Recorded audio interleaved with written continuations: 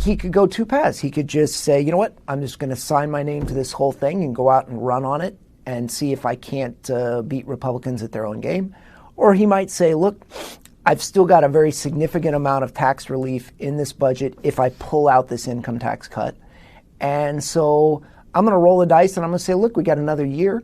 That would remove for him this sword of Damocles about the federal aid to schools. And then he might have the breathing room to go to Republicans and say, look, you guys really want a tax cut? You can still have it, but here's what I want it to be. Yeah. Well, the impression I got this week was that Republicans get credit for boxing the governor in on this budget. There really is an avenue to veto it because you add the tax cuts plus the maintenance of effort being met for the federal money, you really put him in a tough spot. Yeah, to veto the whole thing. Yes. Right. At the same time, you also give him potential for a huge political win ahead of a re-election campaign. Because, I mean, if you go back to last year, they approved income tax cuts in the last budget plus a trailer bill using increased sales tax from online sales to offset income taxes.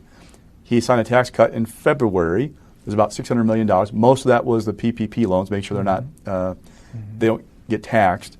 Now you've got this. You're talking $4.5 billion in tax cuts he signed. Now, Republicans will say, hey, he also vetoed $2 billion. 1.1 of that was this property tax plan with the federal COVID money, which he was not a big fan of. But voters don't really see deep dives into budget documents or look at what could have been. They see, what's my tax bill? What's my property tax bill? What do I see in the 30-second TV ad that runs next fall? And Evers has a cleaner message, I think, on taxes. So there's a little bit of hit and a win for the governor, I think, if he signs his budget in whole. Though, again, I think we both agree he's going to change as much as he can to his liking. But I think he'll certainly, if he signs it, he'll certainly make partial vetoes. The question will be how many and which ones. Rewind.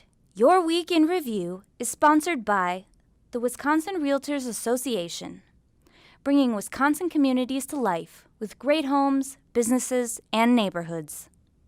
The Wisconsin Realtors Association, the voice of real estate.